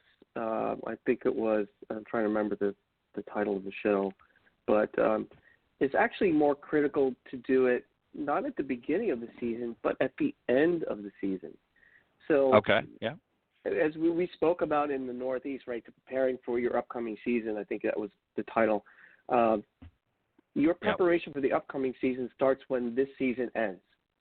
So in the Northeast, we're thinking another 6 weeks maybe, right? Usually by Halloween. Most golfers are wrapping it up unless they're going to travel somewhere where it's warm. So what I recommend is, as soon as the season's over, take account of what you did well and take account of what you need work on. And you probably have a good idea of what that is, whether you know it yourself or your friends have told you or your golf pros told you.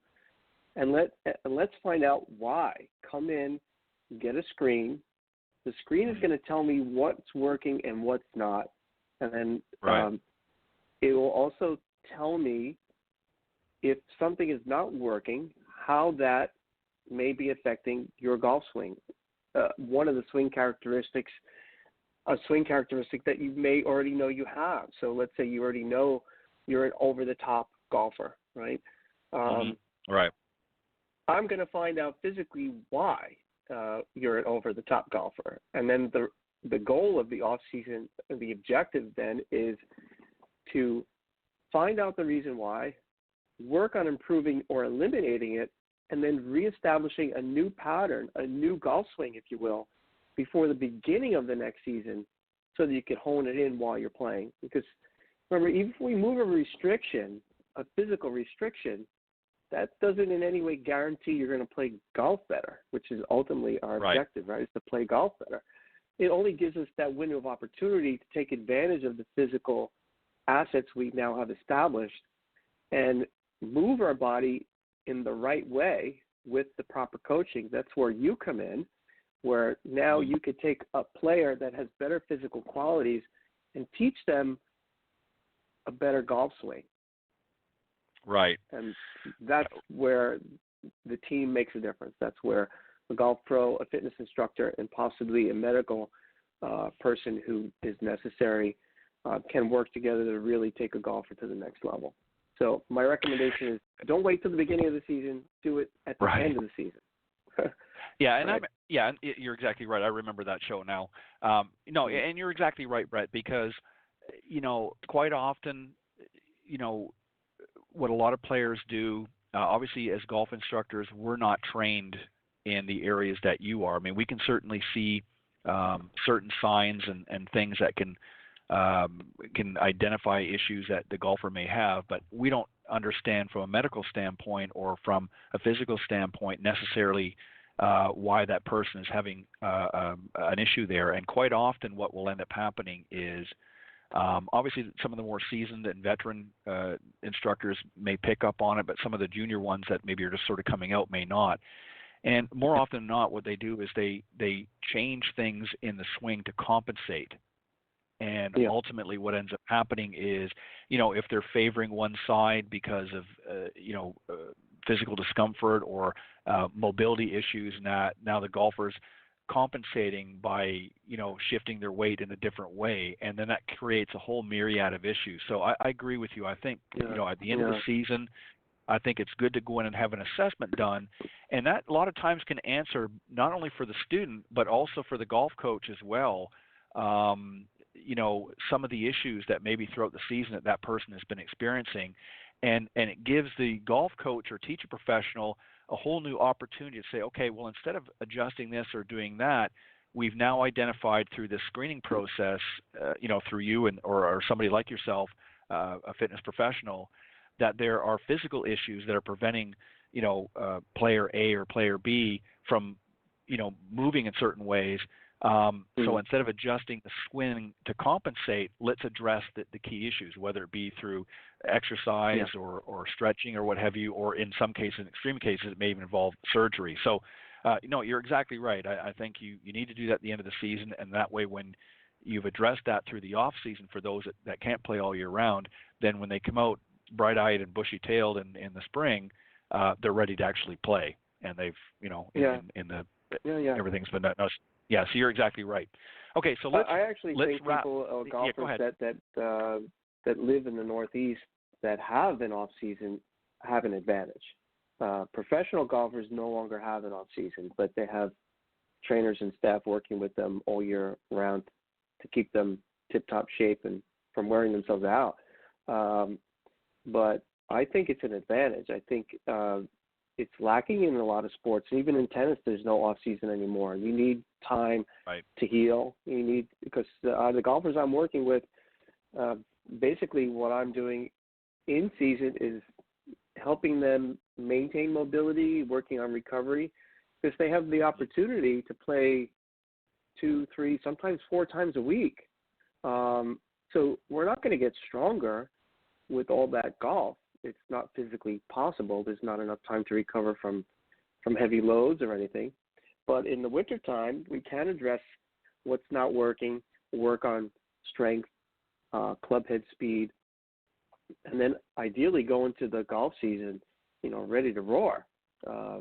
Anyway, that's my view. And I know for me, as a fitness professional and a nutrition lifestyle coach, my main objective is to keep golfers healthy because, if you have a golfer that's hurt, they're not going to play golf. Well, they might for Right. a while, but eventually they're going to stop if things hurt too much. So we want golfers healthy. We want them playing golf. It's good for them. It's good for the game. It's good for you. Hopefully good for Right. the show. Right. Yeah. No, and you're exactly right. It's interesting you mentioned that because I was watching a little bit before we went live on air tonight. Earlier, I was watching a little bit of this week's PGA event, and Jim Furyk, who's been on the tour for many years, has struggled the last couple of years because of injury and things like that. So there's a perfect example, as you said. They're playing a pretty stiff season out there, and for somebody that's a little bit older, I mean, I think he's, if I'm not mistaken, I think he's early 50s, or certainly close. And when you start getting that, your body just doesn't hold up quite the same, and you can be in good shape in that, which most of these guys are. But you're right. They don't have as much of a down season like they used to, and they're playing all year long. And when you're 20 years old, it's a little bit different. But when you start getting up there, 30 years past that, those long seasons get to you. So, all right, I want to get back onto, I want to get back onto our discussion tonight because I know you want to wrap things up. So, what's the conclusion? Let's wrap up everything we talked about tonight here, so that everybody has a better understanding. Yeah. So, I think being able to disassociate the lower body from the upper body is a major source of power in the golf swing. Right? When you can perform the torso rotation test, the first test we talked about, separating the upper from the lower into the backswing transition, the pelvic rotation test, and the pelvic tilt test. Those two tests allow showing us whether or not you can initiate the downswing with the lower body. If we could do those without compensation, we now have a really powerful formula for a powerful and repeatable golf swing. That's what the screening process is why it's so important. It tells me how your body relates and affects your golf swing, what we call the body swing connection. Critically important if you're working on getting better and trying to improve your swing, something you and I just spoke about, because if it's not moving the way it needs to allow you to do the things you want to do with the club, you'll effectively be banging your head against the wall because you just can't do what you want to do. So hitting golf ball after golf ball and trying to improve your game, even if your pro's telling you the right things, if you physically can't do it, it's going to be a very frustrating process. But once you're armed with the information from the screen, you could take that information to your coach and either work around those physical limitations. In other words, create a swing that works with the limitations you currently have, or you break through them in the gym and then, play golf better. That's all the guys that come to me. They want to break through those limitations. They want to improve how their body moves so they can do things with their golf swing that they currently cannot do. Yeah, and that's important, Brett, because again, we don't want to throw a Band-Aid on it. We want to be able to work through it, and obviously, there are obviously situations where somebody, for one reason or another, maybe has been injured in the past and has a more permanent limitation. So once you establish that and understand that, then again, the coach or teaching professional can work around that and find ways to help them compensate. But if there are opportunities, if you will, to work through the process and get them more fit or get them in the right, because I mean, a lot of times we see students that will come to us that will not have very good mobility. And it's very difficult for them to get into, we'll say, well, okay, let's get into the backswing, and they can only rotate so far because they're restricted because of, mobility issues and things like that, and not because of injuries or anything, but just that, they don't stretch very much or what have you, or like you said, they're sitting behind a desk all the time, and they've just lost a lot of that mobility. So it's very difficult as a coach or a teaching pro to then turn around and try to, help evolve their golf swing when they've got those limitations. So getting them to, again, go through a screening or an assessment by a fitness professional like yourself gives us the ammunition, if you will, to say, okay, here are the issues that they're having.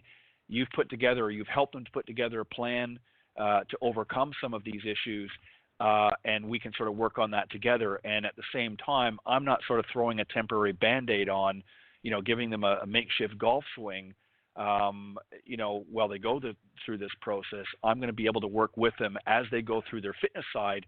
I'm going to be able to help them once they gain more flexibility to be able to swing the club properly. And, again, it's a win-win for both sides. So you're exactly right in what you were talking about. I would think it's going to be much more enjoyable for you to work with a golfer who has more athletic capabilities than one that does not. Sure. Right? I mean, we see it, especially here. I'm obviously, for listeners that may be just tuning in for the first time, I'm located in Florida. So, we are certainly among one of the top destinations in the winter months, particularly, but all season, obviously, but particularly in the winter months for a lot of our snowbirds that come down here. And, some of them are in pretty good shape, but there are a few, obviously, that are not as in good a shape. And that's something that we see through the winter months, particularly in fall. Very, very common in instruction is we see a lot of our snowbirds that just have very limited mobility, and it does impede what we can do to help them.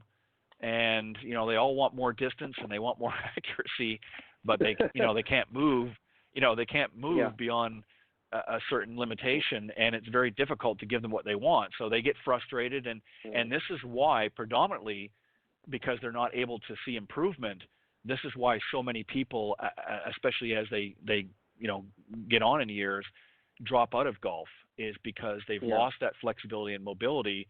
They're just not enjoying the game anymore. And a lot of times it's a very simple thing that can be fixed, but it's not going to be fixed by the teaching pro. It's going to be fixed by somebody like yourself. Right. So if you are satisfied with your distance, and your handicap, and you don't like the exercise, but you're enjoying yourself, as long as you're not getting hurt, fine. But if you're not satisfied with your distance, there is no magic clubhead speed pill. There's no magic power pill. I mean, because we're all thinking there's a magic powder or formula for all of these things, but it takes work. I mean, watch or listen to any professional, and the amount of dedication in time and effort it takes them to change something that's going to allow them to play golf better. If you take Phil Mickelson, for example, who's been using the Super Speed club system for the last couple of years, even as he's aged, his clubhead speed has gone up. It didn't go up because he took a magic clubhead speed pill. It went up because he worked. So you have to be willing to put in the work. Otherwise, you just can't complain about your game. Yeah, and it goes back to, as we've said so many times on the show as instructors, on the Coach's Corner panel, you get out of the game what you put into it. So, if you go and we talked about this last week on the panel, if you're going to go and take a lesson from an instructor, and let's say you've got another lesson booked 2 weeks down the road, if you're not going to put the effort in to go and work on the things that you learned today, let's say your first lesson is today, if you're not going to work on those things and practice those things, whatever they may be, and then just show up for your next lesson, you've basically not only wasted your time, but you've wasted the instructor's time, and that's not fair. And we certainly want business, but it's very disheartening as an instructor when you have somebody coming and they're not putting that effort in, and then they're complaining because they're not seeing improvement. Well, these guys out in the tour, I mean, we know everybody's not equipped to be number one on tour. We understand that, but we can certainly improve your level of enjoyment of the game. And that's the bottom line is we want people to have fun. But in order to do that, you have to put a little work into, and depending on what level you want to get at is, commensurate of how much work you're going to do. But, if you're not putting any effort in, then I don't care what you can see any of the top 100 instructors in the world. I don't care who they are. Right. If you're not putting that effort in, they're not going to be able to help you. It's that simple. They're and not. No magic pill. And I mean, you can go spend $400. The other thing too, and I don't want to get off topic, but with equipment, it's the same thing. I mean, I don't know how many people have said, I've been looking at this snazzy new driver. It's about $300 and something, and I've worked with them for a little while, and I said, look, don't buy it. I said, if you give me the $300 and let's work out some of the issues that you're having, and when I feel that you're good enough, I'll buy you the $300 driver. You know what I'm saying? Like, I would rather them put their effort in and some good solid instruction and work through some of the issues than wasting it on equipment in the hopes that that's going to help improve their game. Because yes, there are game improvement irons out there, but if you don't know how to swing the club properly and you don't have the mobility or the stability, as you've suggested here tonight, and you're not able to disassociate your upper from lower body, then I don't care what equipment you put in your hand or what golf ball you're using, you're not going to improve. It's the bottom line. Right. Remember, we had a show specifically on this topic, I guess it was a year ago, maybe more, that the body was your most important piece of equipment. And I used an analogy, which basically you're saying right here is if you gave the great one, Wayne Gretzky, a broomstick, he's going to score a goal on you because he knows what to do with it. Right? It doesn't have to be the best ice hockey stick in the world. He's still skilled enough to use what he has. Probably most of the golfers that want that $300 driver don't deserve the $300 driver, meaning they can't take advantage of what the technology of that driver offers because they can't do the basic things with their body. Yeah, exactly. And that's what it boils down to. I mean, I've had people come to me over the years that will say, okay, Ted, what should I buy? I want to get a new set of equipment and things like that. And I'll watch them hit, if they've got clubs already, I'll watch them hit their clubs, or, I'll grab something out of the pro shop or something that I'm teaching at. And I'll say, okay, let's go out and work on a few shots out here in the range, and I'll watch what they do. And after the session, if I see that they're not hitting with any sort of consistency or any sort of success, I mean, it would be irresponsible for me to then turn around and say, okay, well, let's go in and let's fix you up for this $2,000 set of golf clubs.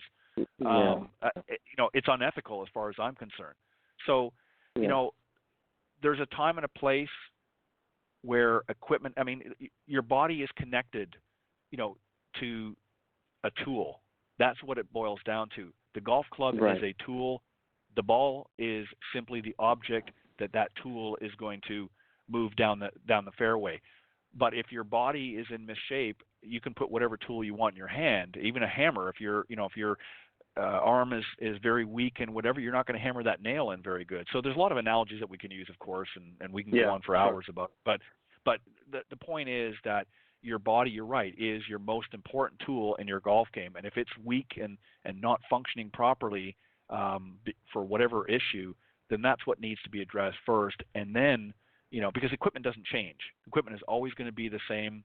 That club that you've had for 5 years, for the most part, it's never going to change. The grooves might need a little repair or what have you, but essentially that club is never going to change, but your body does. So that's the common core of what changes in your golf swing. Probably changes more rapidly than the equipment, Right, exactly. It deteriorates at a faster rate. Right, exactly. So for those of you tuning into the show tonight, our discussion has been a great topic that Brett put together, and we're going to give you an idea of where you can go read the articles, but it's a dissertation on disassociation, your guide to the ultimate golf swing. Brett, where can the folks go? You've written a couple of articles about this. Where can they go to read that and more? What's the best way to reach out? Well, I've lost track of how many blogs I have on the website now because it's been going for about 4 years now. But the website is nygolffitnessguru.com. So it's all one long word, nygolffitnessguru.com, and it's just the blog tab on the website. These are the last two blogs that were posted. The exact topic and that we spoke about tonight is a part 1 and part 2, basically taking the topic and dividing it into the upper and lower body, or backswing and downswing disassociation, loading and unloading patterns. And I discuss the screens that we discussed tonight and some of the swing characteristics that are typical if you cannot do the disassociation pattern correctly. There's a couple of connections to YouTube videos that also show other golfers going through the same screening process as well. So it's good to see what a screening process looks like before you come, I think, because you have a good idea of what to expect. Perfect. Yeah, and that's it. So this is going to be, I know I mentioned to you a year ago, working on a book. This is now going to be a chapter of that book. So just thanks for helping me write that chapter. Well, you're quite welcome. Come out. And look, yeah, it's a lengthy process, I know. Well, I look forward to that, and when that book gets released, by all means, come back on the show, and I will help you launch it together. But Brett, as always, it's been a pleasure. I know you haven't been on for a little while. You've been really busy with a lot of other things, and I really put you through the ringer for a couple of years, having you come on quite a bit, and I know you enjoyed it, but I knew you needed to get back to some work, and you got other things you had to do, and lots of upgrading on your skills and things like that, and different seminars and whatnot that you've attended and certification courses. So you're just adding to your repertoire, if you will. And as I mentioned at the beginning of the show, when you first came on, you've moved to a new location. So if people want to reach out to you, Brett, what's the best way to go about doing that? The best way is going to be just to get to the website. At the website, we have the phone number at the top, email address. They could download a free dynamic warm-up guide as well. There's a video interview of me that was made about a year ago. It's going to give you all the information that they need if they want to get in touch and learn more.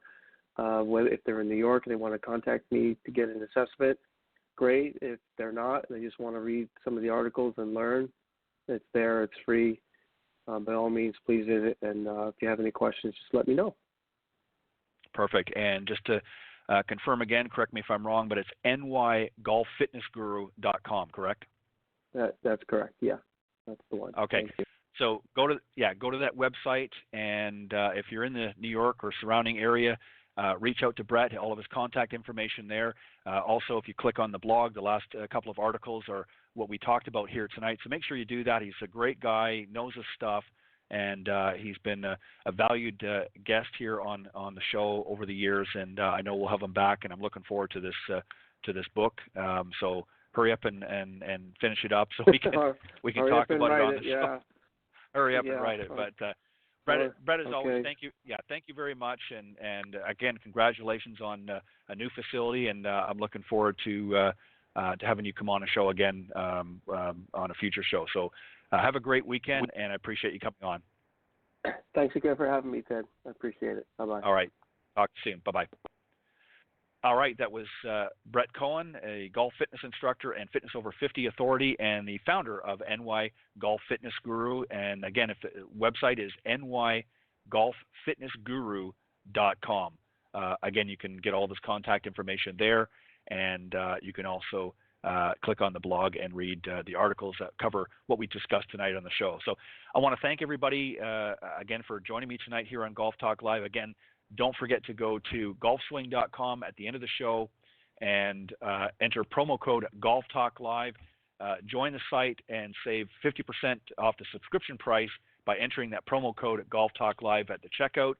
And if you missed tonight's show and you're just sort of tuning in here on the last lap, if you will, you can go to blogtalkradio.com/Golf Talk Live and scroll down to the on-demand section. The recorded version will be there shortly. It usually takes a few minutes to compile, and you can listen to the show in its entirety, including the Coach's Corner, or in the outro here that I'm going to be playing here in just a moment, some other great social media platforms that you can tune in as well.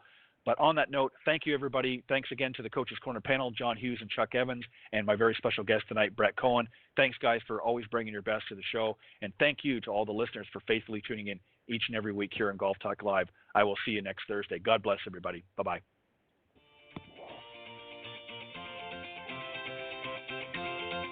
Thanks for listening to this evening's broadcast of Golf Talk Live. Remember to tune in each week at blogtalkradio.com/Golf Talk Live.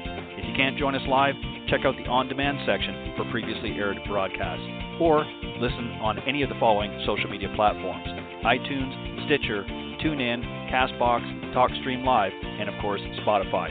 To get updates on future shows and upcoming guests, be sure to visit the show's Facebook page, Golf Talk Live Blog. You can also follow me on Twitter at Ted and Buck CEO. Remember to join me live each week for another great broadcast of Golf Talk Live. See you next time. This has been a production of the iGolf Sports Network.